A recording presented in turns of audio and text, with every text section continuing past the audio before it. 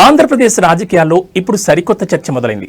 TDP, Janasena, BJP కూటమి ప్రభుత్వం కేవలం సంక్షేమంపైనే కాకుండా పరిపాలనలో విప్లవాత్మక మార్పులు తెచ్చేందుకు ప్రణాళికలు రచిస్తోంది. ముఖ్యంగా గత ప్రభుత్వం చేసిన జిల్లాల విభజనపై ప్రస్తుత ప్రభుత్వం కీలక నిర్ణయం తీసుకోబోతోందనే వార్తలు వైరల్ అవుతున్నాయి. రాష్ట్రంలో పరిపాలనను ప్రజలకు మరింత చేరువ చేయడమే లక్ష్యంగా కూటమి ప్రభుత్వం అడుగులు వేస్తోంది. గతంలో ఏర్పాటు చేసిన 26 జిల్లాల స్వరూపాన్ని మార్చే అవకాశం ఉందంటూ ప్రచారం జరుగుతోంది. భౌగోళిక పరిస్థితులు, ప్రజల సౌకర్యం మరియు అభివృద్ధి ప్రాతిపదికన కొన్ని జిల్లాలను విలీనించడం లేదా కొత్త జిల్లాలను శాస్త్రీయంగా ఏర్పాటు చేయడంపై కసరత్తు జరుగుతున్నట్లు సమాచారం. దీనిపై ఇప్పటికే నిపుణుల కమిటీ సూచనలను ప్రభుత్వం కోరినట్టు తెలుస్తోంది. కేవలం జిల్లాలే కాకుండా రాబోయే 5 ఏళ్లలో సూపర్ 6 హామీల అమలు మరియు మౌలిక సదుపాయాల కల్పనపై CM Chandrababu Naidu, deputy CM Pawan Kalyan ప్రత్యేక దృష్టి సారించారు.